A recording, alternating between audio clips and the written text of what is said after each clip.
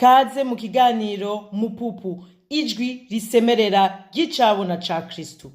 Ndabaramukije mwese dusubiye guhura kuri uno munsi. Izina ryanje ni Ntagishaka. Amakuru no munsi rero muri kiganiro ca Mupupu nkaba nari numvise ndongowe kubandanya aho twari tumaze iminsi numva nari ndongowe kuvuga kubasangiza amahishurirwa nagize kuri Mpwemu. Nukuri yanamfashije no kugira numve kugira mbe mu busabane muri relation mfise nawe, ikava mu kugira mu kumumenya gusa, ikaja muri intimité, ikaja n'ukuri mu vy'indani vy'ukuri, hamwe numva yuko nukuri ndakunyotewe Mana, ndakunyotewe Mpwemu.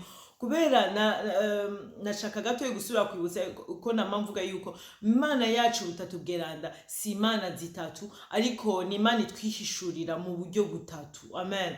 Urumva Imana itwihishuriye nka papa, Imana data. Nuko ubwa mbere na mbere nigeze gusoma ahantu bavuga ngo data mu giheburayo bisigura isoko. Donc tugaca dutahura ko mu kutwishura nka data, Imana ishaka kutubwira ko ari isoko yacu, niho hari vyose dukuramwo vyose ivyo dukeneye, niho hari vyose ivyo ushoboye kumva nukuri ico ukeneye, n'ico Imana izi ko ukeneye, nta handi uzogikunda kura, nta umuntu wundi azokishobora kukiguha, ariko vyose biza biva mu Mana. Amen.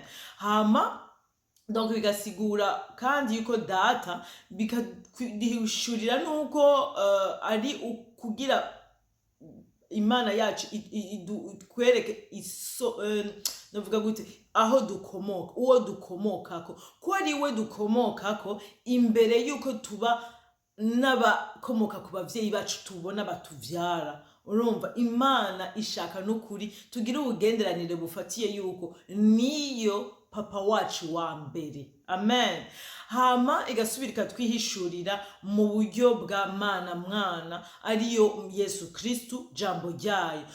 Ubwo nakaba ari ubugenderanire bw'umuryango, ubuvukanyi, umuryango. Imana ishaka ko ntituyibone gusa nkuko ariyo dukomoka ko, mbwa birashaka ko tuba umuryango. Kujya handitse ngo muri Yohana 1 ngo abamwakiriye, abakiriye ijambo ryayo, yabahaye ubushobozi bwo kuba abana bayo. Amen. Urumva rero yuko Imana ntishaka kwitwa gusa papa. Erega urashoboye kuba papa mugabo ukaba umupapa nyene ari utafise ubugenderanire n'abana, nyene ukaba uri ngaho kubera wavyaye, mugabo si kubera gusa wavyaye, ariko ikiryosha ico ubwo bupapa uwo mugenderanire nuko hariho kwitwa kuri umuryango. Nukuvuga no kuba uri Imana ni uburyo kutwereka, kudushira, kutujana, itwereka ati turi umuryango, dutahure ko turi umuryango. Kuko ni kangahe no ngaha kwisi ushobora hari abantu bazi ko bafise umupapa, mugabo umupapa akaba tigeze nabashaka, akaba yaragiye canke akanagenda agapfa, canke akitaba Imana. Urumva mugabo Imana yacu itubwiye ati genda umuryango wanyu, ndi papa wanyu, mumfate nka papa, kandi mumfate n'ukuri Imana mwana nkuko niwe umuryango wanyu, ntazobareka, tuzokwama dufatanye, sinzokwibagira mwana. Niyo papa wawe ngo na mama wawe kwisi boshoye kukwibagira, jewe tuzokwama dufatanye, ndi umuryango wawe. Amen. Urumva hagaca haza rero Imana Mpwemu Yera, nukuvuga ubugenzi n'Imana. Je niko nabitahuye, nukuri niko nabihishuriwe ko Imana mu kuturungikira Mpwemu Yera, mu kuza nka mu buryo bwa Mpwemu Yera, ari kugira tugira ubwo bugenderanire.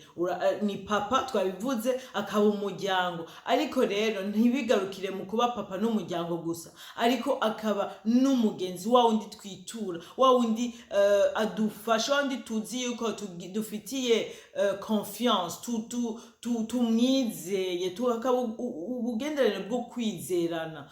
urumva, kandi tuyaga tubwira, tuzi ko tumubwira, twumva twishura. Amen. Tuzi kandi ko afise n'ubushozi, tumwitura apana kugira gusa tumumenyeshe, ariko tukaba tuzi yuko uratwumva kandi uraza kudufasha. Ndakwizeye, uri umugenzi nzi ko utigera unanigwa. Nukuri apana ivyo kugira tumuprofite, apana ko kugira tumukure ko amaronko canke tugire vyo kumukunda koko, kugira twumve yuko nukuri uruwo turi neje nanje ukansaba ikintu bisigura kumwubaha, obeissance, kumwubahiriza ikintu agusavye, ukumva yuko atazokwama ari Imana gusa ugumusaba ngo mugabe Imana nayo ikagusaba ikintu, ukumva yuko ni bwa bugenderanire bw'umutima w'ukuri, hamwe ari ukumva ko ari ahantu ibintu biguma birengana,